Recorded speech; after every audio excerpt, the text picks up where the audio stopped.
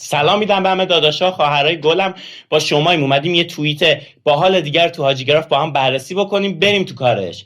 ببینید همتون اون قضیه کوروش کمپانی که جدیدن اتفاق افتاده رو دیدین. خب میخوام الگوریتم این قضیه رو بررسی بکنم که چرا این اتفاقای تکرار میشه. آره سر بورس رو یادتون نمیاد که یهو درصد زیادی از مردم ریختن اونجا، دیدن واقعا هم سود میداده تایمی. حتی بعضی از سهم‌ها شاید 20 برابر 30 برابر شدن قبل از اینکه بخوان افت بکنن. آره واقعا سود میداد. اما درست تو نقطه اوجش که همه مردم سرمایه‌شون رو برده بودن، اون شاید بشه گفت فروپاشیش اتفاق افتاد. اون به کنار، ماینر و بیت کوین رو میایم بررسی بکنیم که هر جا ما میرفتیم یه طرف ماینر داشت ماینر تعمیر میکرد، یا تو فارکس و اینا داشت کار میکرد، فعالیت میکرد که اونم باز یه جورایی ضربه خورد. خب کسی این وسط برد کرد که اومد دوره فارکس فروخت، کسی این وسط برد کرد که اومد دوره بورس فروخت. خب الانم وقتی که یه اتفاقی میفته خب که به صورت عجیب و غریب داره به شما پوان مثبت میده و ارزش افزوده به صورت عیان تولید نمیشه، یه چیزی تولید نمیکنی، یه خدمات خاصی تولید نمیکنی، یه چیزی رو جابجا نمیکنی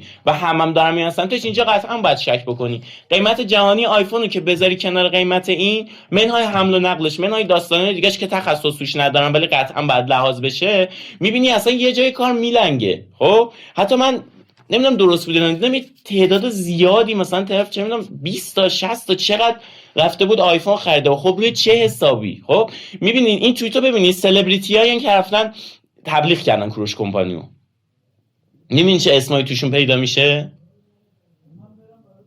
میبینین اسامی که توشون پیدا میشه رو. چرا بعد بازی سلبریتی ها رو بخورید؟ یه فردی بازیگره، چه میدونم اصلا پژوهشگر تو حوزه خودش، سیاستمدار، ورزشکار حرفه‌ای و چرا باید تو حوزه‌ای که تخصص نداره حرفشو گوش بدین؟ حتی اگرم بخواین گوش بدین، چرا باید برید و این هزینه رو پرداخت بکنین؟ اونم زمانی که به قولی دارم میگم دیگه، هر آدمی با یه عینک ساده بخواد نگاه کنین یه جای قضیه این کار آقا جون میلنگه. چرا این کارو میکنید با خودتون و چقدر این الگوریتم باید تکرار بشه تا ما به خودمون بیایم آقا به هر حال کسی برای ما میگن پنیر مفت توی تله موشه.